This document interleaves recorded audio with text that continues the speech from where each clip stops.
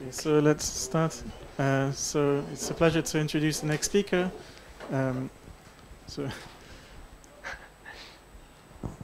So Jeremy Mann, who will be telling us, coming from DESY, and who will be telling us about conformal blocks in D dimensions from Gaudin models and applications. Thanks. Yes, so thank you to all the organizers for putting together a very stimulating conference, and thank you for the opportunity to present my work based on papers with Sylvain, who just gave this great talk, Ilya Buric, who talked about similar things at IGST, Lorenzo Quintavalle, and my supervisor, Fogo Chomerus, and towards the end I'll also discuss some work in preparation, which should come on the archive this month with Apratim Kaviraj. So the general idea is to compute a basis of functions using quantum mechanical integrability. And I want to give some motivation and explain the context for these bases of functions. Consider a semi-simple Lie algebra G and unitary irreducible representations. In a physical context, these will be like one-particle Hilbert spaces. And mathematically, we realize them as quantized coadjoint orbits, such that the generators of G act like first-order differential operators. And we're interested in the space of G-invariants in the tensor product of these representations, which we call endpoint functions. Because in conformal field theory, these will be the correlation functions of n primaries, and the G-invariants correspond to the conformal word identities. So we know from group theory, or just solving the G-invariance conditions, that the two-point function is fixed up to a constant and is normalized with the scalar product. And three-point functions correspond to Clebsch-Gordon coefficients. So we can always decompose this n-point space into three-point spaces just by taking sequences of decompositions of these tensor products of one-particle Hilbert spaces into direct sums of irreducible representations. And we can represent this sequence of direct sum decompositions in terms of what we call channels. And they can be written diagrammatically with what we call OPE diagrams, which are just these binary trees where the vertices denote the three-point functions, the spaces of three-point functions in this decomposition. So this is a general procedure. Of course, just with group theory methods, this is quite complicated to do.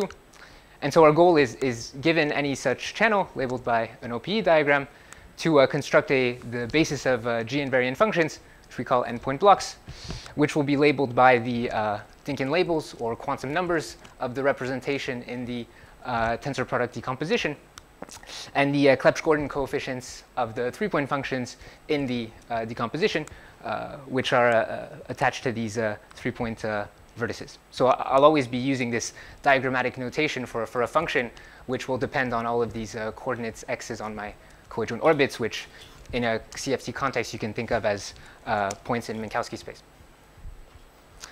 So our main focus, our main motivation is to apply this to the analysis of conformal correlators and to constrain their coefficients using bootstrap methods. But I want to emphasize that this is a very general problem with applications in scattering amplitudes and in mathematics to various constructions in geometric invariant theory and quiver representations.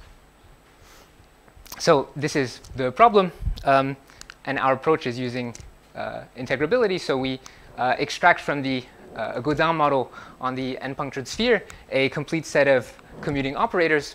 This defines a quantum mechanical integrable system, a many-body integrable system, such that these blocks are simply eigenfunctions, eigenvectors of this complete set of commuting Hamiltonians.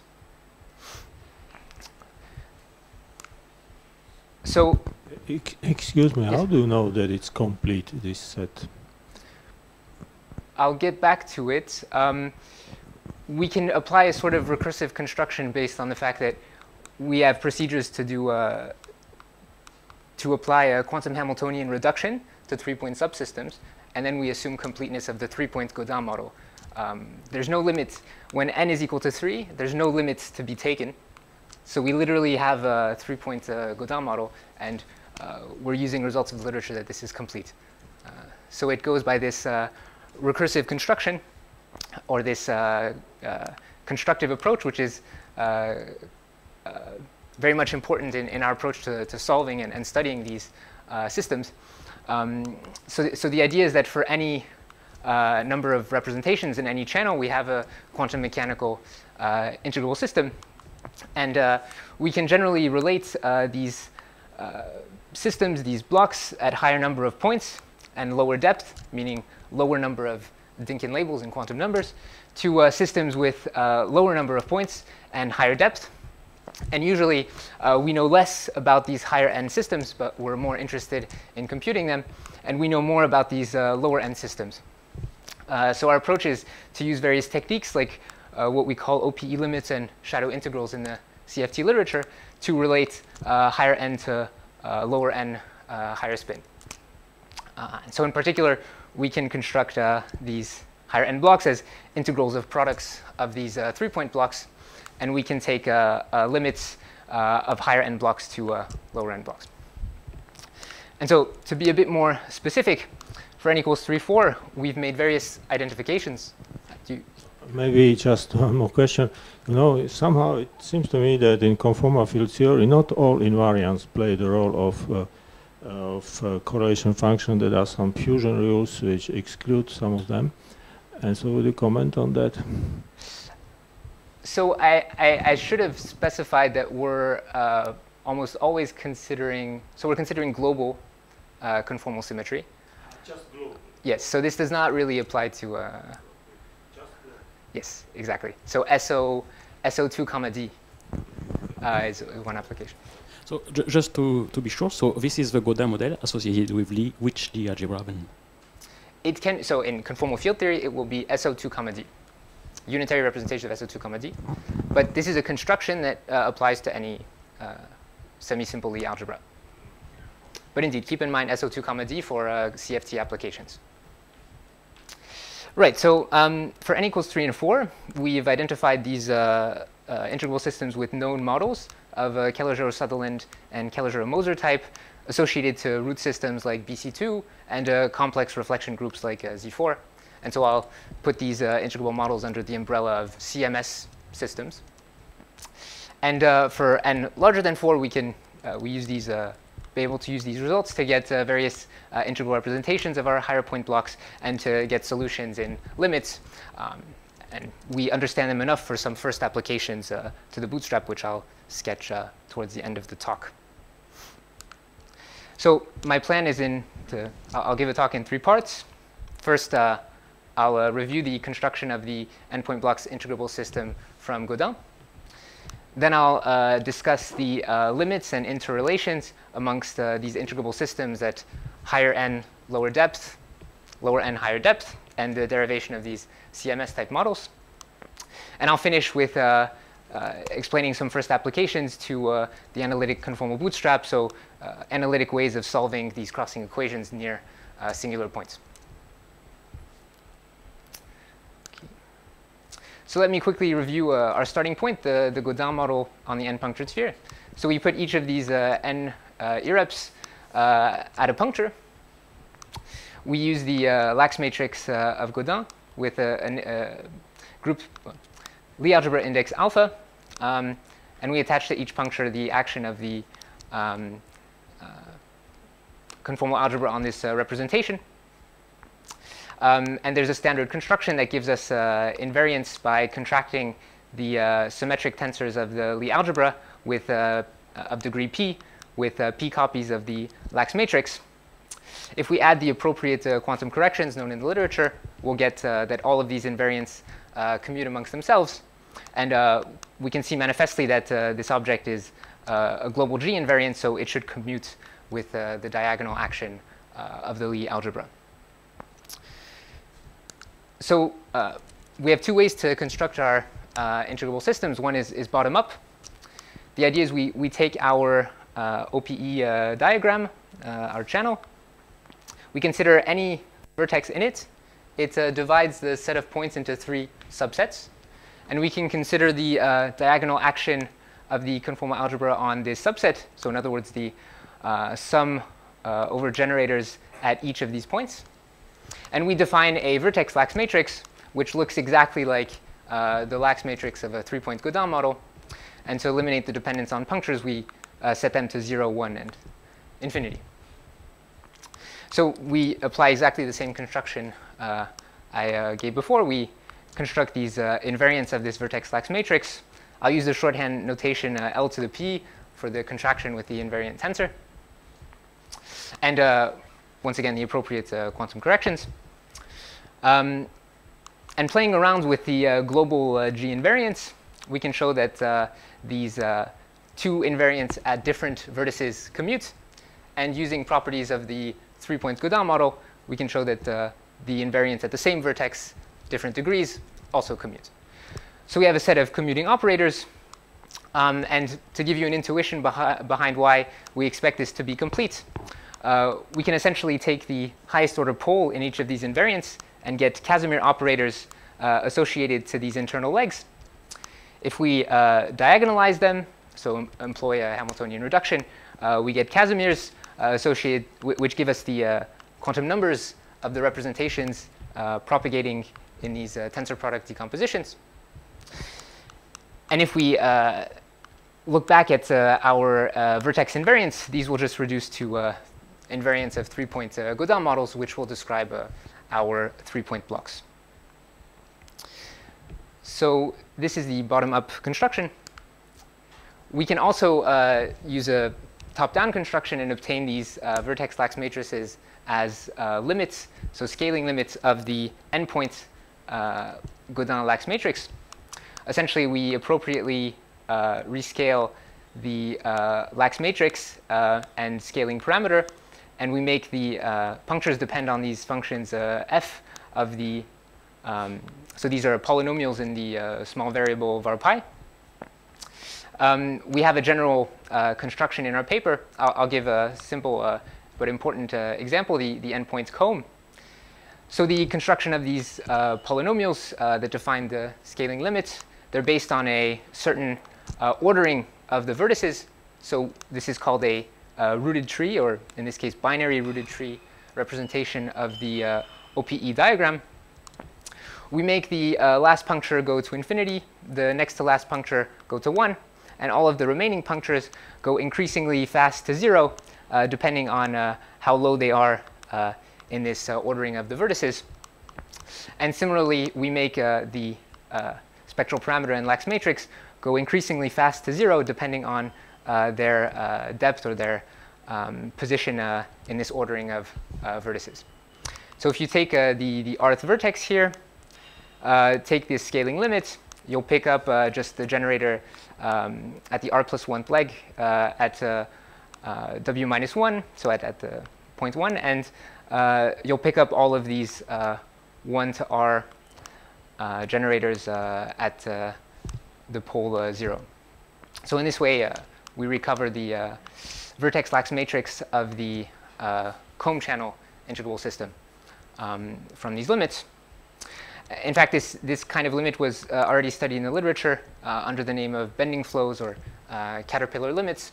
But our construction generalizes to any possible channel, so any of these imaginable binary rooted trees.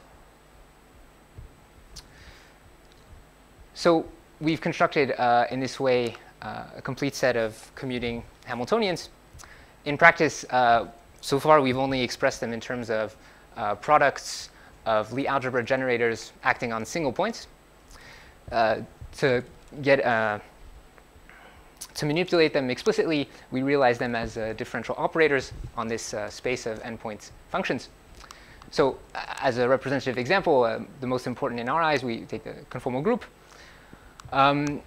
For applications, we usually consider n scalar primary fields, where the fields dilate with scaling dimension delta, and they transform like a scalar under the Lorentz subgroup.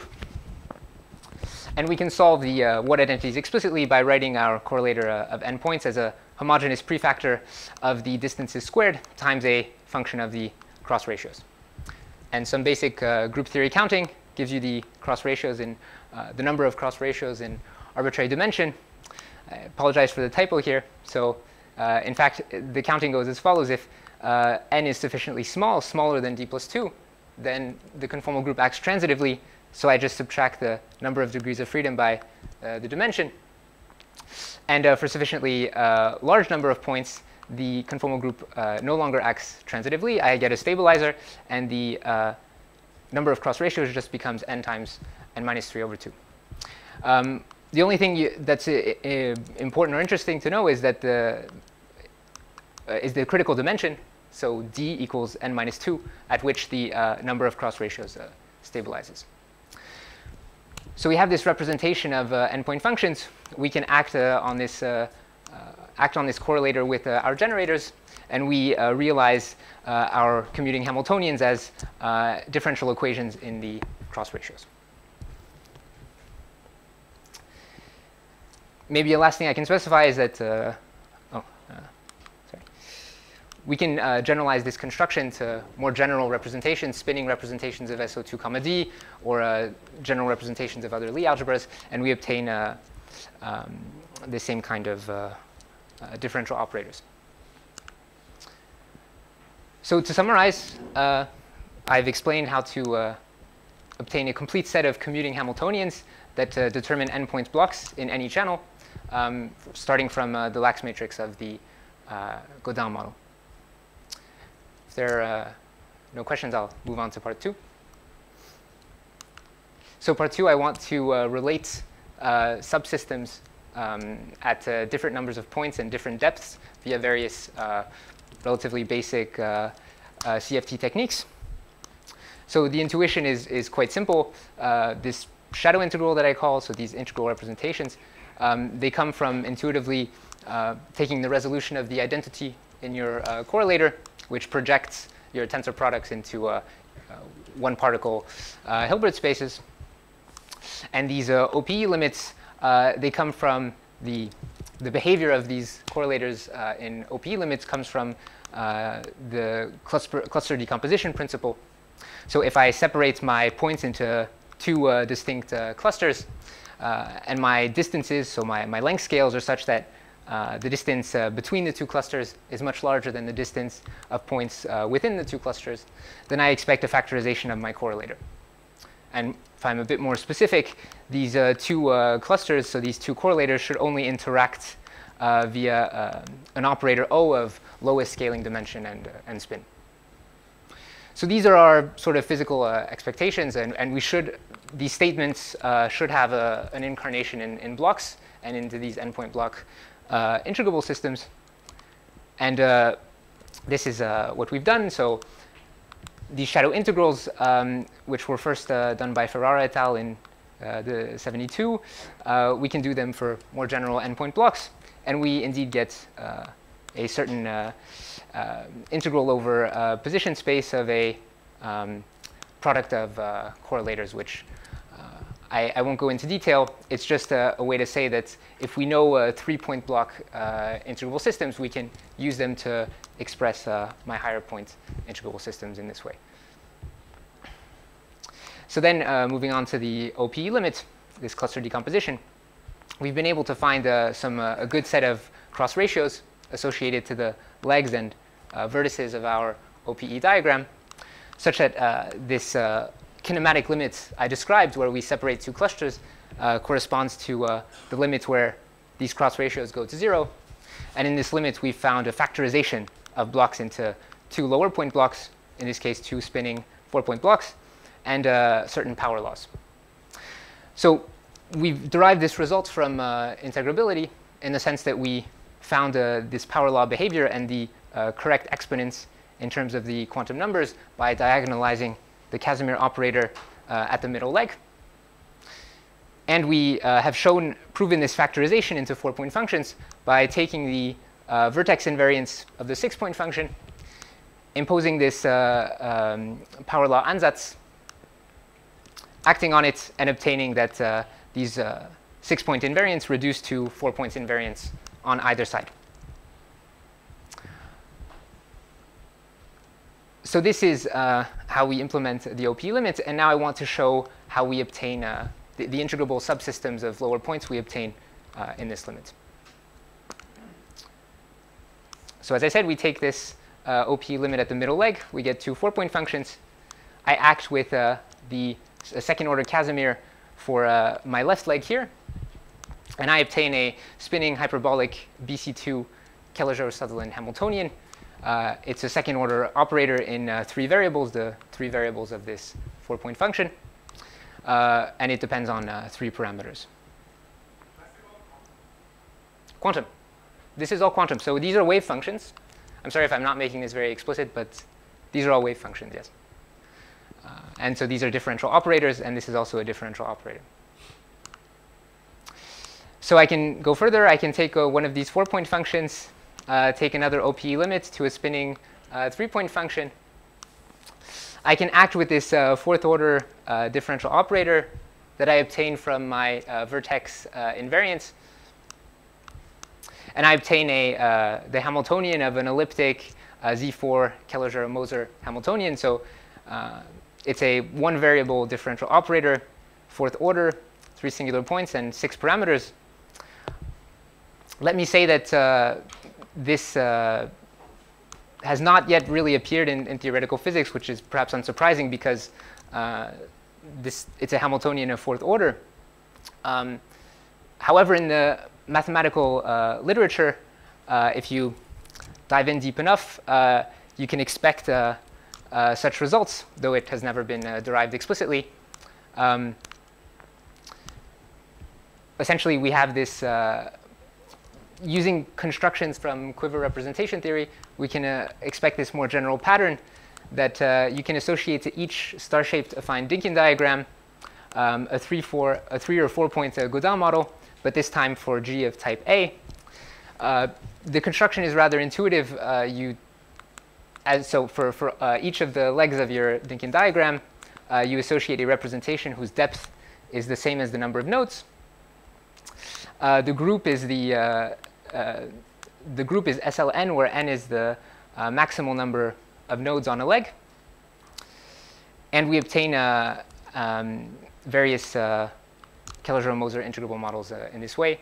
I should caveat that, so this is an expectation. We haven't derived it explicitly, but based on results from quiver representation theory, we expect it to be the case. So where I was getting at is you could have expected this kind of result on 3-point Gaudin models based on a quiver theory for G of type A. But it's still rather surprising that we get this 1-parameter infinite family of CM models for G of type BD, where it's the same CM model, but just with shifted parameters depending on the dimension. And this points to a more general trend that for sufficiently large, so essentially when the number of cross ratios stabilizes, we get a smooth dependence of our integral models on the dimension. And this is really a completely novel result where very little has been studied on these kinds of models for G of type not of type A, and even mathematicians would have been surprised by this kind of result. Okay, so moving on to summarize, I've explained how to get subsystems, how to relate integrable systems at lower n higher depth to higher n lower depth. And I've explained how we derive that these integral systems at n equals 3, 4 are of CMS type. So if there are no questions, I'll finally move on to applications to the analytic bootstrap. So for our intensive purposes, we can just get, we can understand the approach or the philosophy of the conformal bootstrap very simply. We take the given correlator, an endpoint correlator, expand it in 2 different channels, and the goal is to constrain or get information on the quantum numbers of the representations propagating in each channel, and the coefficients of this decomposition, which have a physical significance. In the bootstrap, to make this really constraining, we posit the existence of an associative operator product this gives us an interpretation of the coefficients in the n-point function as products of coefficients in 3-point functions. And finally, unitarity, which constrains the conformal dimensions and spins of the representations that we're allowed to sum over. So in particular, the scaling dimension is bounded by the spin. So this is, of course, a very difficult equation to solve, to study, to get constraints with. Generally, we have two approaches. One is to study this equation near a regular point and to get approximate, or to get numerical solutions. An important tool there is to use the fact that these products of OPE coefficients are positive. But I'll be discussing really the other approach, the analytic approach, where we study both sides of this equation near the same singular point. And the hope is that if the behavior near the singular point simplifies these blocks, this integrable system enough, then we can really get constraints on these coefficients. So let me start with the most basic example, 4 identical scalars in d equals 1. So it corresponds to taking the SL2 Gaudin model on the 4-punctured sphere, taking 2 limits on either sides to get 2 distinct channels. And we write the crossing equation by equating the expansions in either basis. Sorry, there's a typo here. This is a 2 delta phi. So we obtain this the following equation. The associative OPE tells us that these p deltas are the same coefficients. These psi deltas are known to be, so these blocks are known to be wave functions of BC1 Calogero-Sutherland Hamiltonian. They take the form of hypergeometric, Gauss hypergeometric functions, but we don't need to know this for my derivation. And I want to study this equation near z equals 0. So as I said, I have 2 BC1 one particle Hamiltonians. I can put them in Schrödinger form by appropriate change of variables. And the z goes to 0 limit corresponds to different limits in my 2 integrable models. So on the left-hand side, I'm taking t goes to infinity. This potential, it goes like 1 over sinh squared t. So it'll vanish when t goes to infinity. I'll just get these plane waves. And these plane wave solutions, they'll suppress higher scaling dimensions. Very similar to, in fact, this is a realization of the OPE limit in this side. On the other hand, I'll be taking t prime goes to I pi if I put in this change of variables.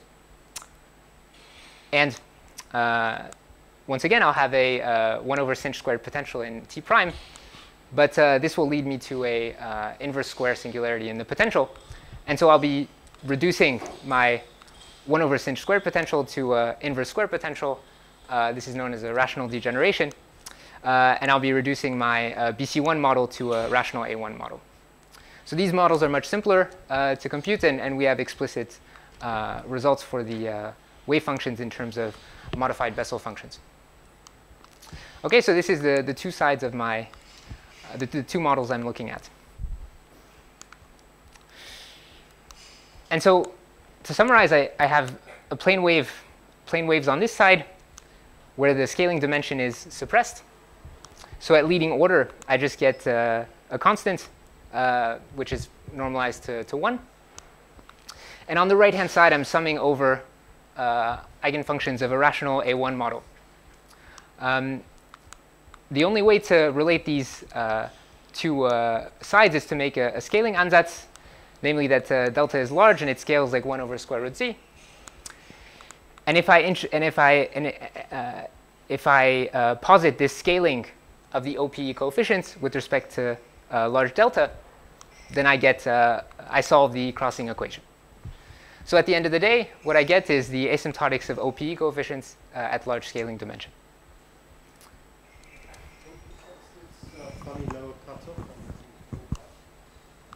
Right. So this is when delta prime. So this delta is on scales below this one. So I can verify that if I put in a cutoff L and integrate this function, the corrections will go like L to a power and they'll be suppressed. Sorry, Z to a power and they'll be suppressed. So my point is that it doesn't matter exactly what this cutoff is. As long as it's finite, it's subleading. Yeah. OK, so this was the simplest case, but this is really the main idea. I can solve at leading order if I know how my integrable models behave in these limits. So I can do the same thing for the next simplest case, I guess, is 4 identical scalars in D larger than 1. I get an SO2, D Gaudin model, 2 channels. It's known, thanks to Isachenkov and Chomeros, that these are BC2 Calogero-Sutherland integrable systems. And the crossing equation takes this form. Once again, these coefficients are the same on either side. And a very constraining limit, the one that's used in CFT, is to consider limits in Minkowski space, so in the Lorentzian regime, where neighboring points are light-like separated. So in these cross ratios, that corresponds to Z equals 0, Z bar equals 1. And I'll proceed by a very similar analysis. So essentially, I'll start by first taking Z going to 0, so x1 and x2 light-like separated.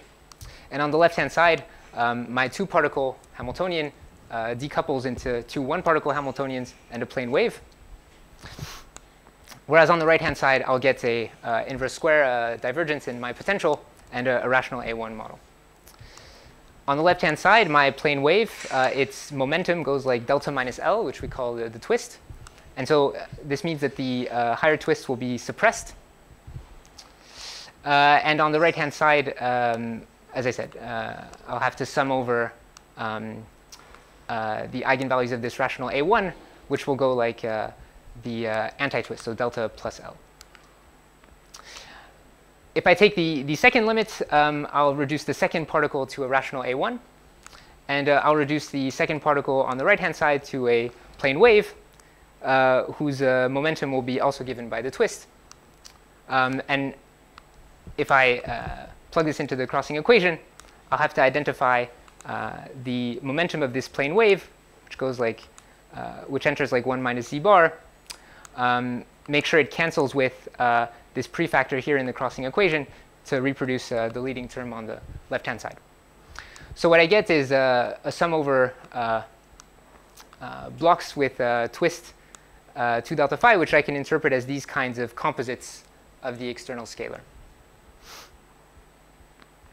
So finally, I have to solve so I've solved for the dependence in 1 minus Z bar, and now I have to solve for the dependence of Z, and I obtain a very similar behavior as the one-dimensional case, where I'm relating a plane wave here with a sum over rational A1 models. And at the end of the day, I obtain this very simple equation, which is solved by power law asymptotics in the OPE coefficients at large conformal dimension and twist. Sorry, large conformal dimension and spin, with the twist fixed to be 2 delta phi. OK, so this has been known for a while now, since 2012. But it's always this same idea. And so for what we've been doing is for 5 and 6 identical scalars, doing essentially the same process. We have many more cross ratios, so 5 cross ratios for n equals 5, 5 particles, 9 cross ratios for n equals 6, so the equations are much longer to do. But it's the same idea. We take limits where points are light-like separated, as many as the number of degrees of freedom. We get various decouplings of our Hamiltonians into plane waves and rational degenerations. And we get solvable equations that are solvable analytically, where we relate a plane wave to a superposition of rational wave functions. And at the end of the day, this gives us OPE coefficients at large delta and L, depending on the exact setup, also large, the other quantum numbers being large, with the twist fixed. OK, so I hope I could communicate with you our general approach and the idea that we don't need to know the exact integrable model to solve this crossing equation at leading order. We can just need to know its behavior near the singular points. So to summarize, we obtain this complete set of commuting Hamiltonians. We relate higher n lower depth systems to lower n higher depth, and get explicit solutions in terms of CMS-type integrable models at low n. And using our results on limits and integral representations of our higher n models, we can do analytic bootstrap, so we can obtain OPE coefficients of operators at large quantum numbers from rational degenerations of our integrable models. So let me move on to the outlook. So in terms of the endpoint light cone bootstrap, what I'm describing really only scratches the surface. And so in the case of 4 scalars, I just explained the leading order solution to the crossing equation in this limit. But people, since 2012, have spent a lot of time and effort expanding it at higher orders and understanding better what's going on. And thanks to a more detailed knowledge of blocks, we were even able to derive, Calogero was able to derive that the large spin expansion, so the expansion at large spin and fixed twist of the CFT data converges down to spin 2. So this is not just an asymptotic expansion, this is a convergent expansion that we can really do a systematic analysis with.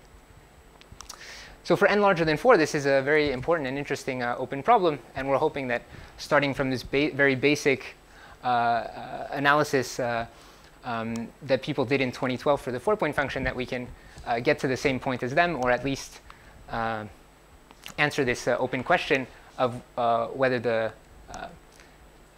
analytic properties of this large spin and large quantum number expansion. So finally, from the integrability point of view, another point of interest is that essentially these vertex degrees of freedom, so these higher order Gaudin operators, are very difficult to solve. And what we've been investigating to some extent is the extent to which these vertex degrees of freedom can be dealt with and encoded by a superintegrable structure. And in some simple cases, like n equals 5, we have a lot of evidence for this, where we can essentially replace the eigenvalue problem of this vertex operator with just an algebraic approach, where we just posit that our eigenfunctions are representations of these operators A dagger, which commutes with all of the other Hamiltonians. And so we've been able to construct these in n equals 5 in certain light cone limits, but it's an open question to what extent the superintegrable structure exists at higher points. Finally, it'd be quite interesting to study Q deformations of the models we obtain. So we know that for these CMS models at n equals 3, 4, these admit Q deformations into double affine Hecke algebras, which have been studied for a while now. These are associated to either the root systems or to these affine Dynkin quivers that I showed you. And so for us in CFT, it's actually it can be useful to use these, to have these Q deformations to derive various relations between blocks at different quantum numbers. But also from the integrability perspective, it would be very interesting to understand how this generalizes to higher n, and how these Q deformations lift to Gaudin, since we know that we get these CMS models from limits of Gaudin. OK, so that was all I was going to present. If you have more questions on this last part with, well, if you have any more questions, feel free to ask.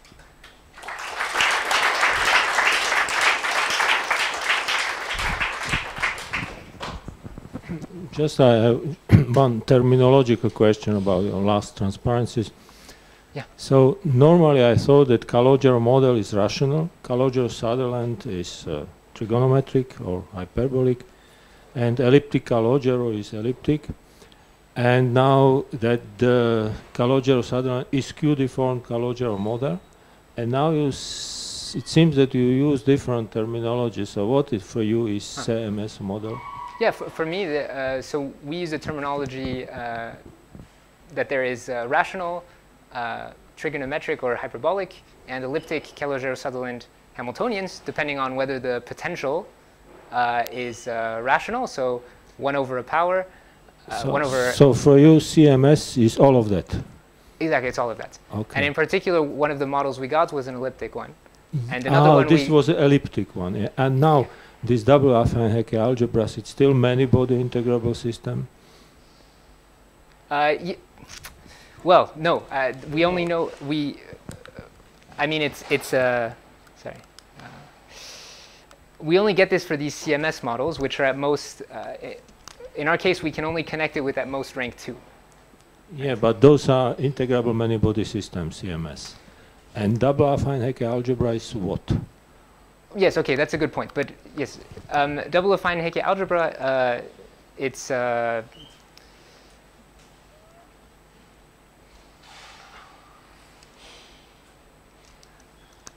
Is it a dynamical system in this, on some way, or in some way?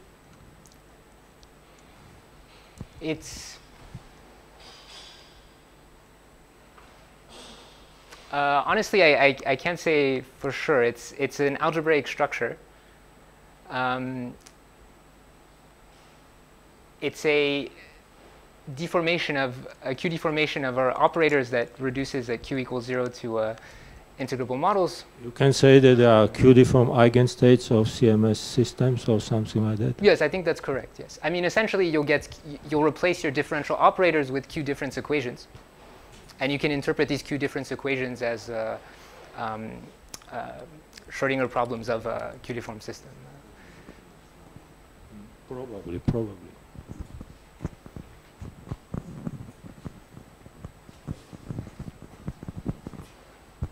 Just a quick question again about this Q deformation. This has some, or you think it might have some interpretation at the level of the conformal field theory? Some physical meaning? I mean, some... Yeah, that's a good question. Not that I'm aware of. So far, it's when we have looked at it, it's just been a useful tool to derive with people relations at Q equals 0 between different vectors. But it's an interesting question. I think a similar question is what we effectively get with Gaudin models is an interpolation between blocks in different channels. And it raises the question, does this also have applications to CFT, to have a deformation of the blocks and a basis of functions to expand correlators with, whose limits give you OP coefficients? You mean is there some physics to the middle bit, the interpolation? Sorry? You mean is there some physics in the corresponding to the interpolation? Or yeah, and can we use this interpolation to efficiently, yeah, to compute the CFT data in some way or constrain it to that? But no, to answer your question, I'm not aware of any physical interpretation.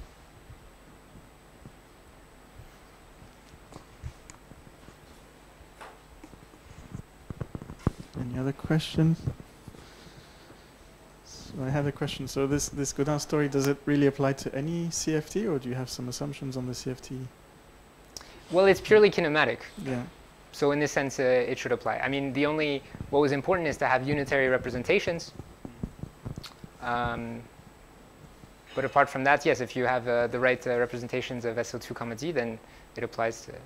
But yes, I mean, this is partial wave expansion, so it's a kinematical thing.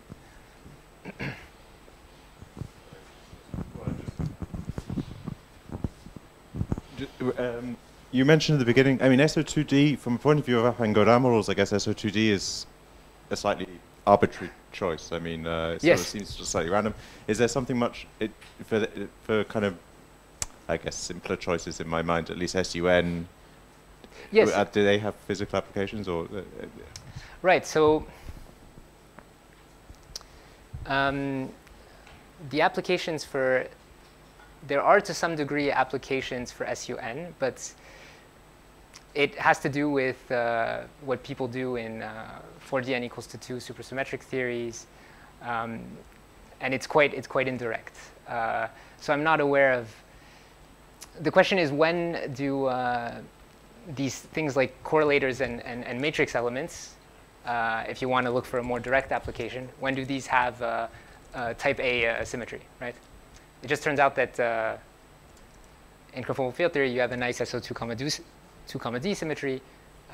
QFT, you would have Poincaré symmetry. But or even compact Lie algebras more generally? I mean, well, for compact algebras, absolutely. You can imagine various systems where you have a family of correlators, matrix elements that have, for example, SON symmetry, right, rotational symmetry. So this would also apply.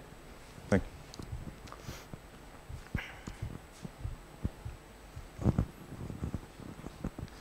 Any other questions?